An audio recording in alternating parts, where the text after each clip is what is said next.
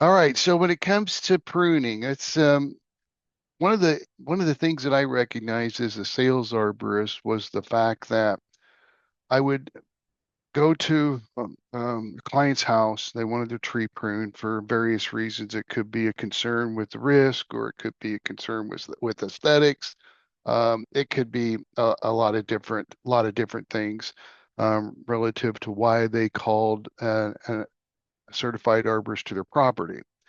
Well, one of the things that I noticed quite frequently was the fact that whenever I would sell the pruning job and then have the crew go do the work, and then I'd come follow up with that to see, hey, how'd things go? It's like, man, that's not what I was talking about, or that's not what I was wanting to do.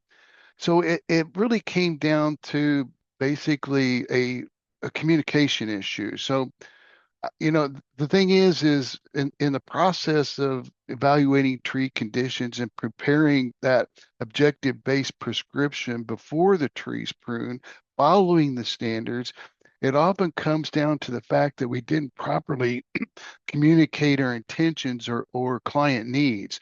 And that's a challenge, really, because especially using current practice and BMPs, the definitions and terms have changed, and the dialogue is not consistent with what we've learned.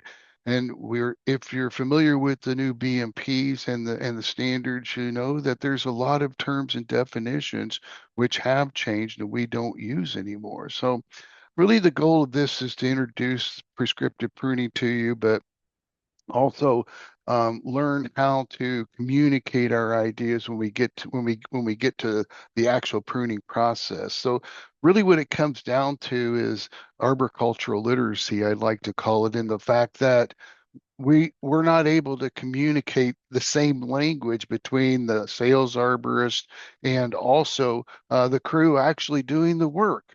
And that's where Ed especially recognized that in creating the pruning prescription.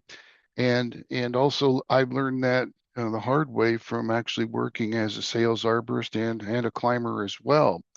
So oftentimes when it comes to pruning, we don't get what we want or expect because we just really didn't communicate our intentions or our needs. So to get what we want, we've got to ask for it. And that means being consistent and concise in our language, which is exactly what the prescription pruning program is all about. And to become a little more aware of how we communicate the owner's objectives, and as far as which branches we need to prune to the production arborist performing the work. So it's a mutual training really between the prescriber and the producer. And when I'm talking about the prescriber, I'm talking about the person who is actually the sales arborist typically, or the consulting arborist that goes to Mrs. Smith's house because she's called and said, hey, I need this tree pruned. I'm worried about these branches splitting or falling, and I need something done to make it more safe. And then we create the prescription as the prescriber, and then we give it to the producer or the production arborist and say, hey, this is what needs to be done. And I have found myself that this really does work very well in the fact that we're able to better communicate what we want based on consistent language.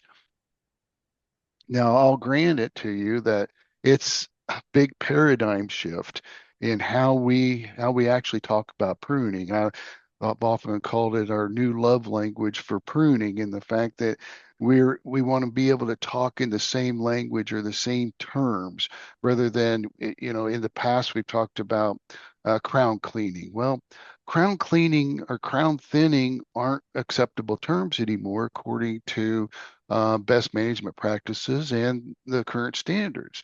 So, as I mentioned earlier, we're pruning based on objectives. It's objective-based pruning. This is nothing new. It's been around for almost 10 years now, but we've been reluctant to change our dialogue and how we communicate this. Instead of a crown thinning, we don't want a crown thin because we actually know that can be damaging to the tree and actually predispose it to failure under wind loads.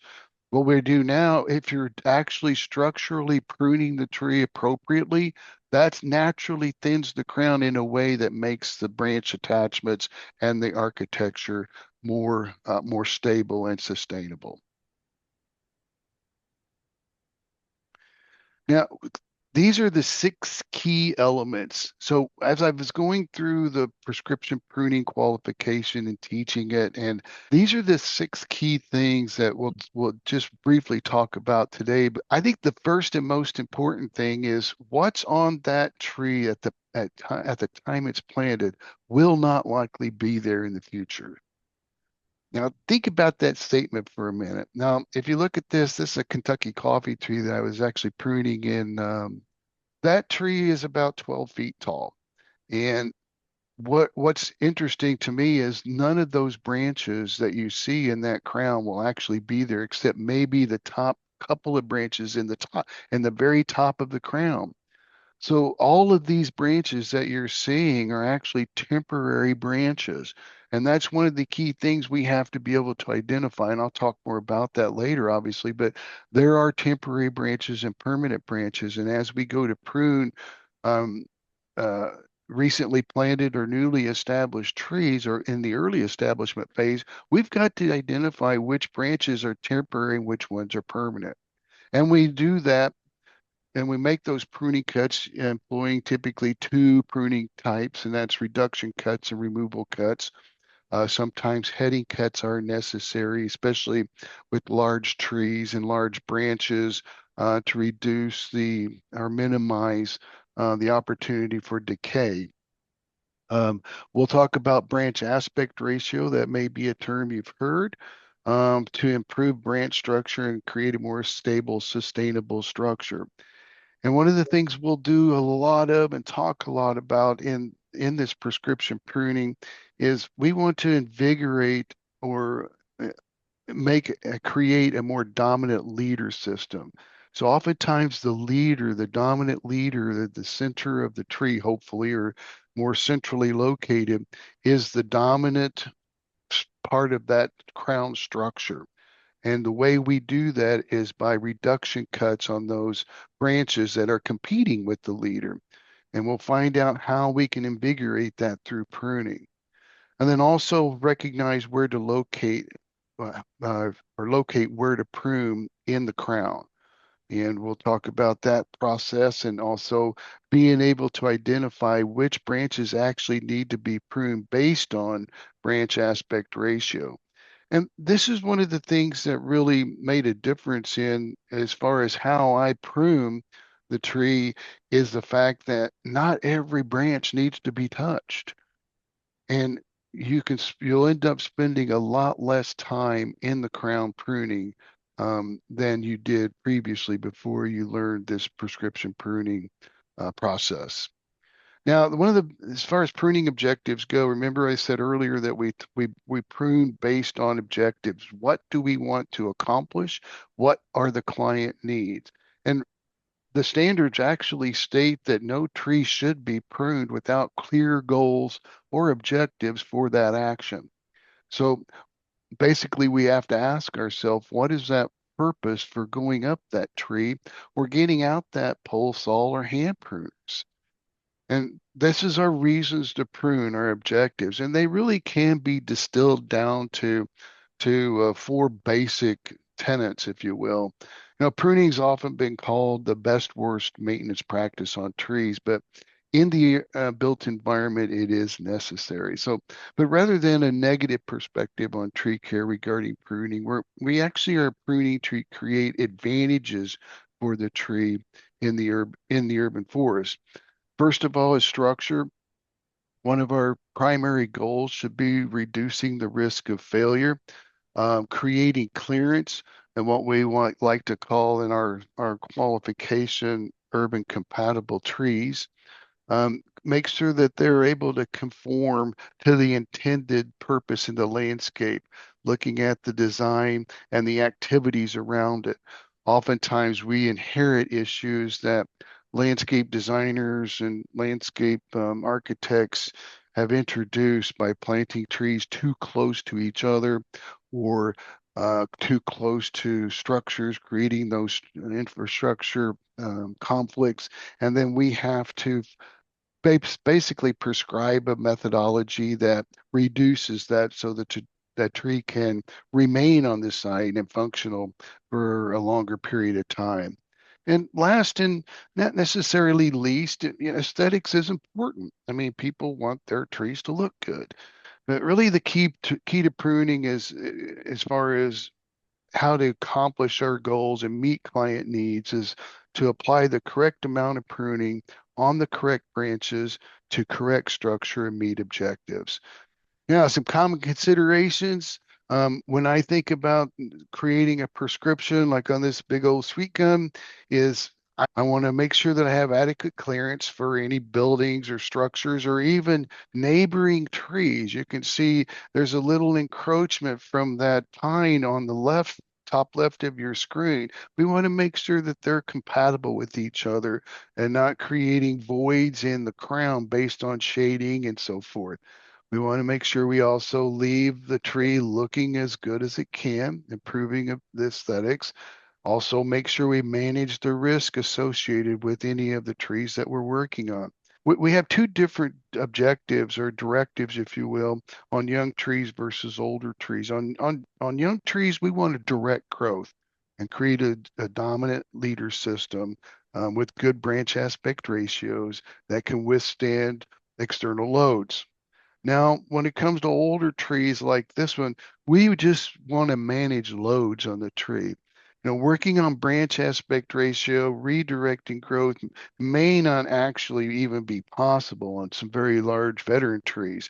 So we just want to manage loads on the tree. What I'm talking about there is we want to manage how that tree responds to dynamic loads, especially when it comes to wind or ice or snow, depending upon where you're at in the world. So I like to think of ourselves as a problem solver. Basically, the client has a need or an issue, and we want to solve that problem. And from arborists, we look at it from a different perspective as the tree owner, tree manager. The tree owner, tree manager sees it as a potential risk issue or typically an aesthetic issue. Whereas we call them basically conditions of concern. And there can be a lot of them. And we are expected to come up with some mitigation plan that will basically reduce that risk or meet the client's needs and objectives in that process. So when we talk about conditions of concern, this is why we're looking at the tree. And there's also typically there's several conditions that can present, which likely requires some type of pruning interventions or even other types of mitigation and relative to reducing risks such as tree support systems. So these are just a few of the examples of all the different types of conditions of concern that we typically see. And oftentimes, I look at branch structure. That's the key thing I look at. Looking at aspect ratio, identifying the branches which may be overextended or those which are go outside of what the typical crown may look like, or also when we look at risk, we look at broken or hanging limbs, things like that. But oftentimes when we go to look at a tree, we may be there for their reason. But when we look at that tree, we're like, well, you got bigger problems than that. And when I talk about conditions of concern, you'll notice a lot of times throughout the pruning prescription process of learning, you'll hear a lot of things that also are relative to tree risk assessment. And they are make an incredible marriage in the fact that a lot of what we do is managing risk in that prescriptive pruning process. We talk about defects in trees, but conditions of concern aren't always defects. As these concerns progress in severity, they advance to defects, which often require increased intensity in our mitigation options. These might be codominant stems, which you can see here. We've got this nice codominant 1-to-1 ratio. That's what we would call a 1-to-1 aspect ratio, which is certainly not a favorable situation. And also these low growing upright branches, what we call aggressive vertical branches that are almost the same height as the leader. And this is that our one of our key goals here is to reduce those aggressive branches growing up from the bottom half of the crown that have reached into that top third. Those are the ones that are competing with and not helping us to create that dominant leader system. So we want to suppress or reduce those vigorous branches using either reduction or removal cuts. Um, but the one that's pruned will grow the slowest, and that's one key thing to remember. A pruned branch will slow or stop growth. So we look at the tree structure. I've been talking about the dominant leader. You can see this oak tree on the left has a nice, strong dominant leader. Um, we can see one location here where we do have a little bit of a branch aspect ratio issue, and that has an increased likelihood of failure of splitting. So it's not perfect, but boy, it's got a good start.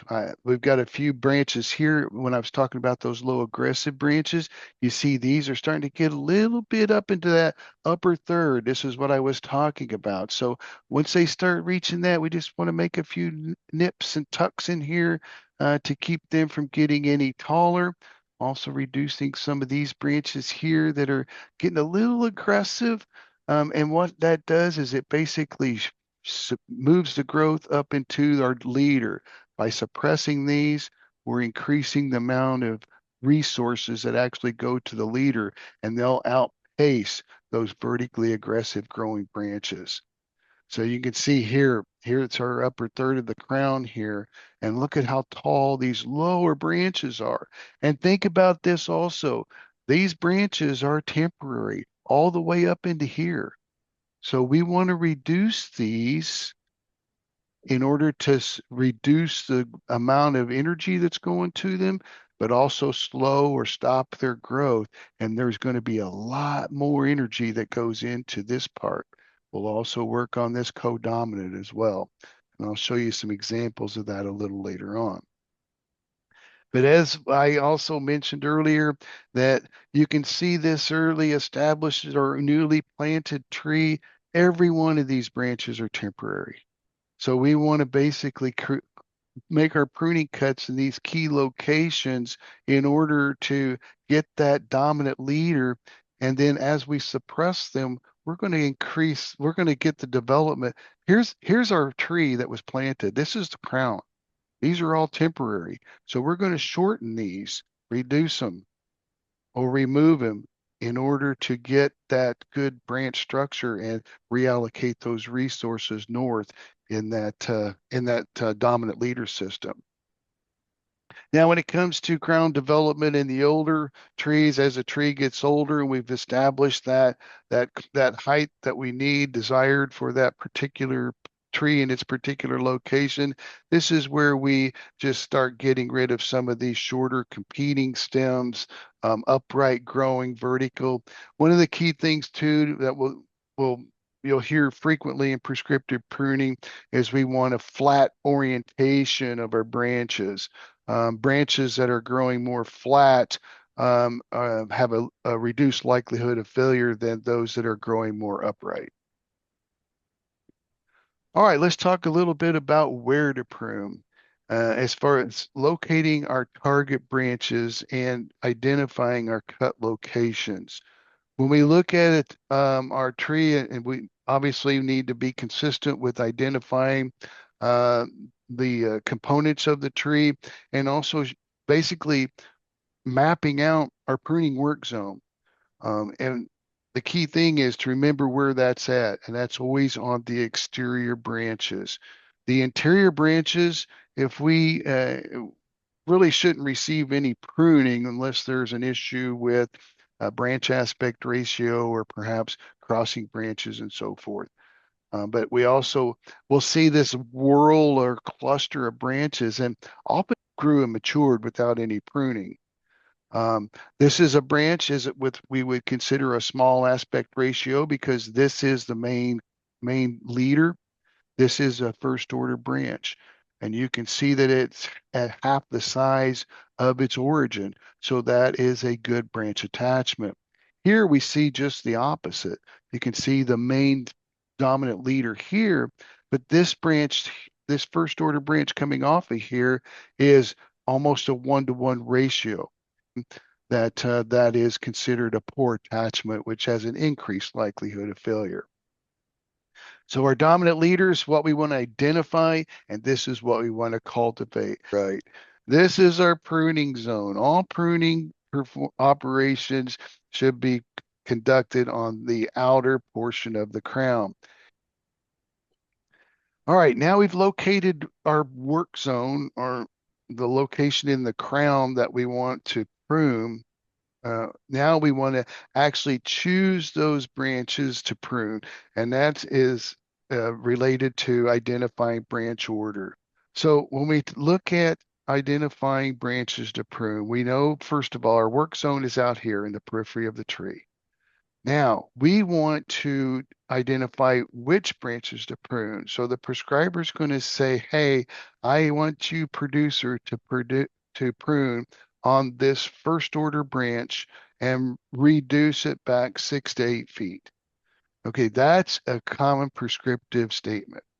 But in order for everybody to understand where the heck that's at, we've got to be able to identify our first order branch. And it's basically just following the largest branch where it bifurcates to the end of the branch.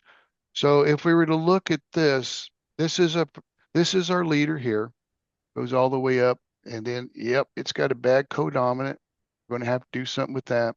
It's also got if you were to look at this, this is a first order branch also, but we look at the aspect ratio and it's not too bad, but it's not that 2-to-1 ratio that we'd like to see.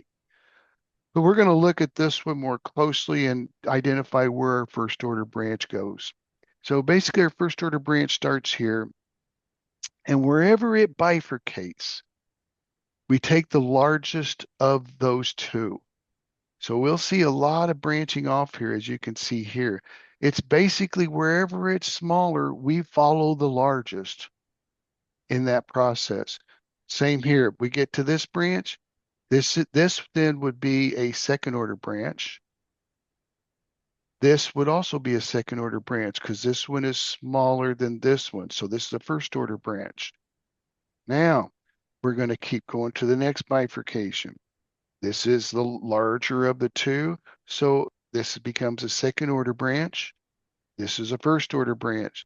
So our first order branch goes from its point of attachment all the way out to the ends of the branches. And that is our first order branch. So we will, and whenever we prescribe pruning, typically we'll prescribe the majority of our cuts on a first order branch.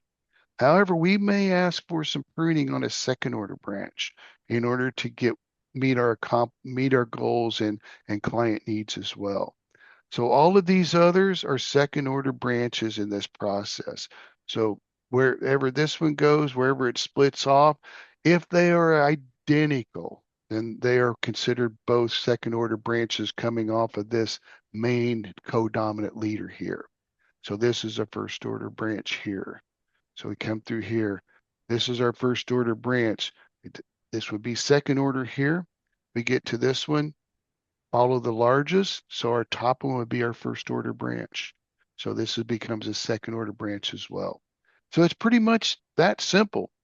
So the rest of them that come off the second order is, as you might guess, would be third order branches.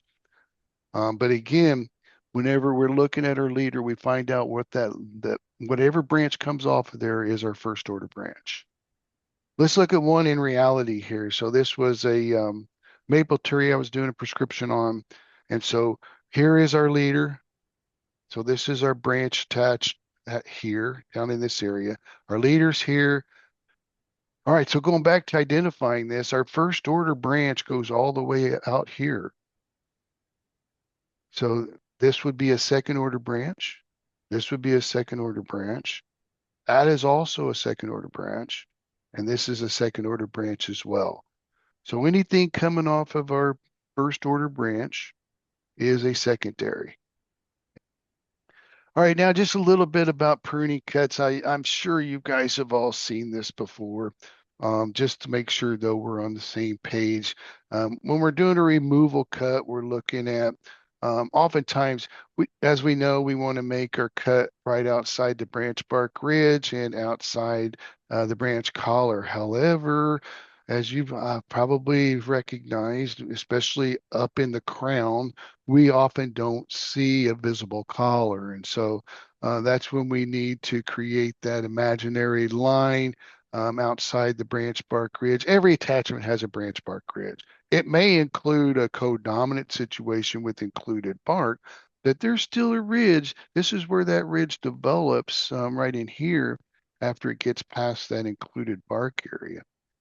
So on this, where that double ridge starts here, this is where we would want to make our cut down into this as much as possible without damaging this double ridge here.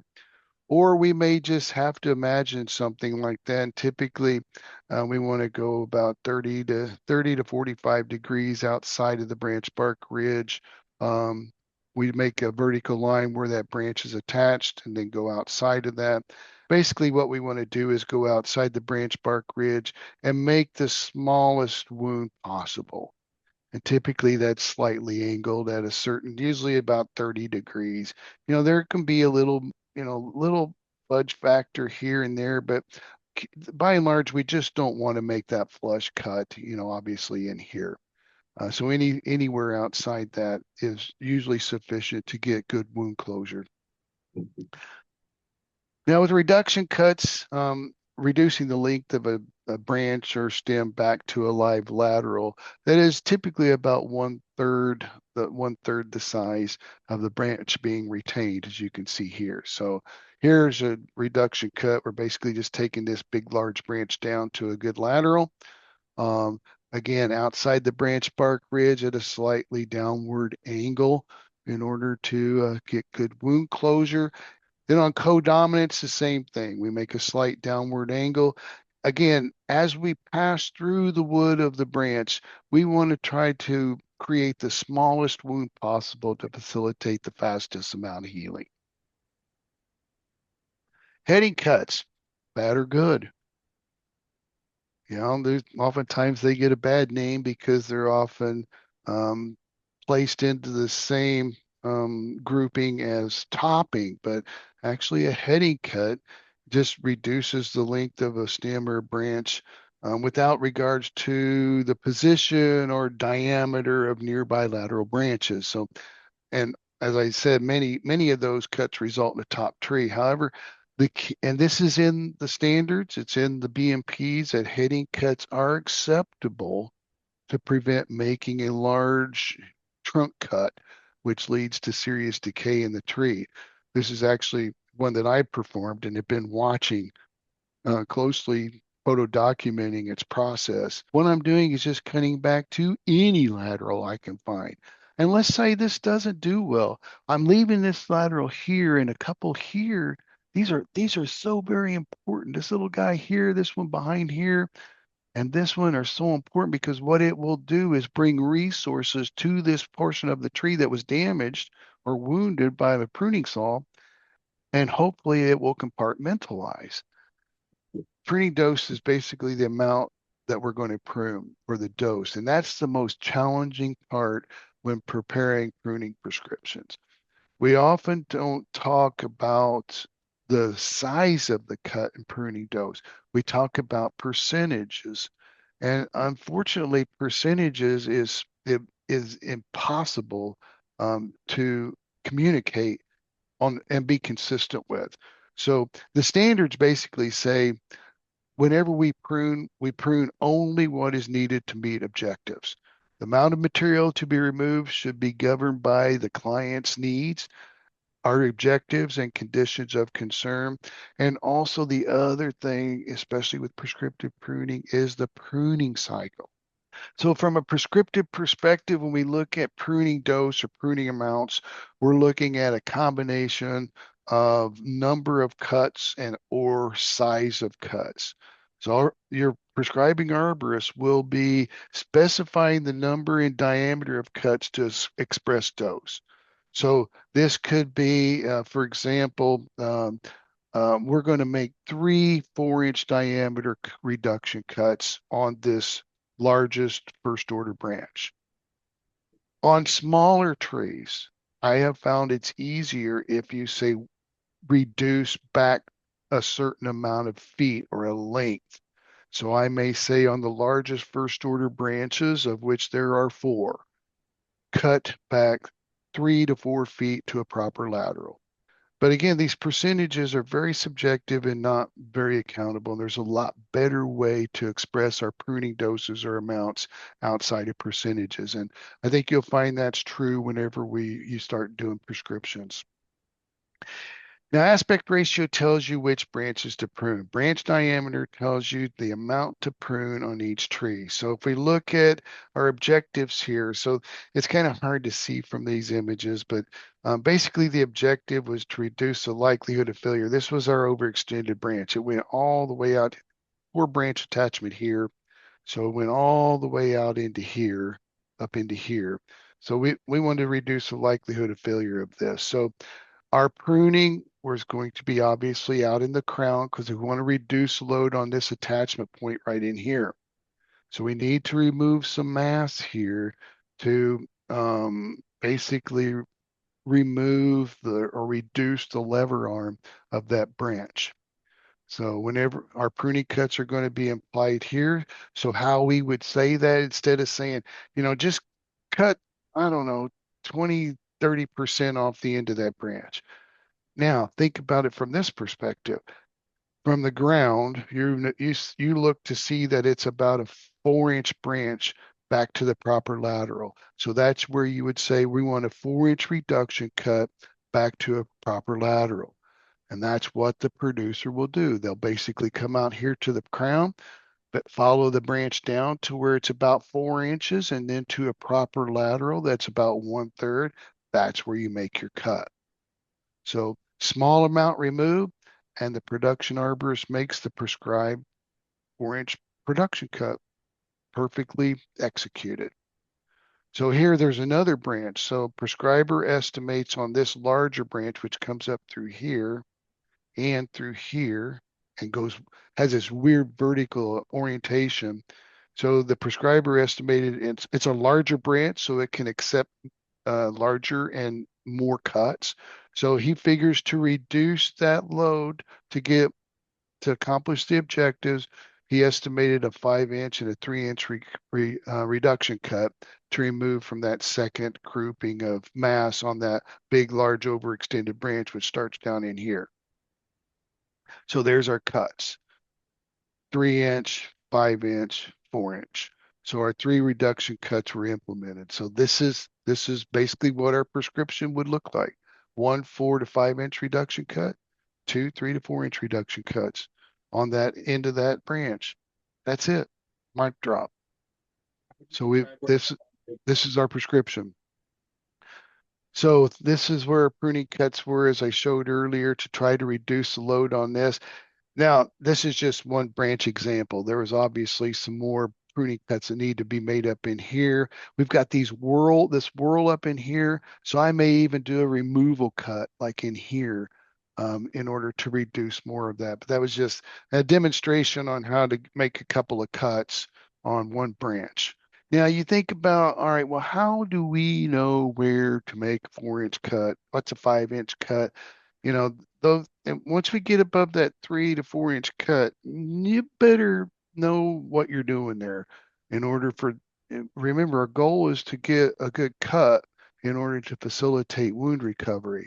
So this is where it's really important that we're able to identify the distinction between heartwood and sapwood.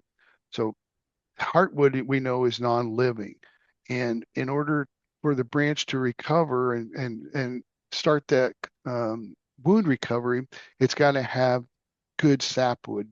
So basically, the greater the ratio of heartwood to sapwood, then the smaller cut we should make. And also remember, you've got a good metric system right here. So measure this. For me, to the intersection of my thumb, this finger's 5 inches. To here is 2 inches. Here is 3 inches. So I'll use my finger and just slide it along there, along that branch. I'm like, all right, I've got, that's probably about the right size lateral to get that 3 inch cut. And so that's where I'll make that cut. All right. So in the prescription pruning process, we're going to kind of go through a virtual one here as well. Our goal is to locate where in the crown to prune, which we know is in the periphery. Locate branches to cut. That's based on aspect ratio. Pruning cut types, are we going to use reduction or removal cuts? And how much are we going to remove? So a sample prescription may look just like this. So pruning interval. That means I'm going to come back to this tree in 2 years, excuse me, and prune again. Natural, it's always a natural pruning system. Otherwise, we're doing pollarding or topiary or something like that. Our concerns, we may have some branches that may fail. We want a longer lived tree, stronger, sustainable structure. Our objectives is reduce the largest branches and remove any dead branches. So we're going to pick out the largest first order branches, and that's where we're going to focus our pruning on the crown. So our branches to prune, this is where the prescription begins here in the yellow. We're going to make 20 to 25, 2.5. I usually say the 2 to 3 inch reduction cuts at the end of the three largest first order live branches and remove any dead branches larger than 1 inch diameter. We'll also include limitations. We don't want to remove any live branches from the leader. No removal cuts. They're only reduction cuts. So very important to make that distinction. We start if we start create or making removal cuts on first order branches, what's that saying in prescriptive terms is you're lion's tailing. And this is what the prescription pad looks like. This is where we just talk about the tree ID and stuff, as we mentioned earlier. Here's where we put our conditions of concern, poor aspect ratio, overextended branch, and our objectives is to reduce loads on the overextended branch, improve aspect ratio by making 12 to 15 um, 3 inch reduction cuts at the periphery of the crown. So you can see this is how the prescription starts to work. All right, so let's go back to that virtual tree we were looking at real quick. And we want to reduce the risk of failure on this overextended branch. So we're going to prescribe a light end weight reduction, and we figure that that will meet the objectives. So our prescription is three 2.5 inch reduction cuts. So we're going to start at the base of the target branch, and we're going to follow the leader at each of those forks as we did before. So we're going to make a 2.5 inch reduction cut here. We could, and then we'll slide back to find our 2.5 inch branch. So we figure it's right in here in order to make that cut. Now we'll go slide back, go to our next branch, and we're going to cut this branch here. There's another good 2.5 inch reduction cut. And the reason we picked this one over this one is, remember, research has shown us that we want a flat orientation for branch structure. So where you got two branches together like that, always favor the more horizontal orientation. All right, now we're going to slide back to our next one, go out here, and we're going to make a reduction cut here in this area about where that red tick mark is. Now, we could have gotten a little more aggressive and pruned even further back in here, even back in here if we wanted to. And again, that depends on what you think as far as needing to make those cuts and what will achieve those objectives and what can that tree tolerate. So we also got a dead branch here. We got a broken branch here. Also, the sprouts really doesn't hurt anything, so we'll keep those. Now, just finishing up here real quick, we'll just kind of look at this is a typical elm tree. And you can see we've got our first order branch coming off of here. We've got this whorl of branches. First thing we'll do is we locate our branches to cut. So we follow our leader here, and we're going to take follow the largest. So it goes out to this way. So we're going to make our cuts on the ends of these actually second order branches, but they're located on the first order. So we determine how many cuts to make in order to achieve our objectives. And it depends on branch length, the condition of the tree and tree growing conditions, also the risk that it presents with targets, also pruning intervals. The longer the pruning interval, or if we even have a second chance, the more aggressive we may have to get in order to achieve our objectives. So we look at, we're going to make we're, key thing here, the larger the branches, the more cuts we can get by with because it's got a greater pipeline of resources going to that branch. So we may make 4 cuts on this larger branch. You can see it's a little bit larger than this one and this one. So we'll make 2 cuts on this smaller branch and then 3 cuts on this one. So we've got basically our first order branch. We're going to make 4 cuts here, 2 cuts here, 3 cuts here. That will reduce that mass back. And what that will do will slow the development of this branch and allocate more resources into our dominant leader, which is actually growing up here. All right, so that's kind of the snapshot of that. Remember, as we're pruning and kind of considering what our options are, we want to make sure we don't compromise the health of the tree. And the best way to do that is look at the past 2 or 3 year growth, looking at the terminal bud locations, reading the bud scars and see how much growth is between each one of those for the past 2 or 3 years. That gives you a really good kind of taking the temperature of the tree to see how aggressive we can be. And then also, what can we do to improve the structural integrity of the tree? And of course, meet client needs and owners' objectives. So when it comes down to it, is basically thinking about structure, clearance, and appearance to create that urban compatible structure in order to create that longer lived tree in our urban forest. So just some key points. Remember that the pruning prescription includes making sure we identify conditions of concern, pruning intervals, our pruning system we're going to use. Also, we're going to look at the cut size, location, and amount to remove. Also, remember that the branches that are on these young trees may not be there in 10 to 15 years. And we got to think about, hey, these are just temporary branches that we're going to suppress in order to reallocate those resources. And how to know which branches to prune, it's all about identifying branch aspect ratio. And next time we get together, we can talk a little bit more about that. That also determines our pruning dose. And typically we express that in a combination of the number of cuts and the size of those cuts in our prescription. And then, of course, we know that if you prune any branch you prune, it's going to slow growth. And that's a good thing because then that gets more resources to invigorating the leader. The branches that prune are either reduced or removed. And again, that pruning interval and branch aspect ratio is so critically important in order to determine how much we can really take off that tree. So that's really it. I don't know if anybody has any questions that weren't answered, but I'm happy to answer.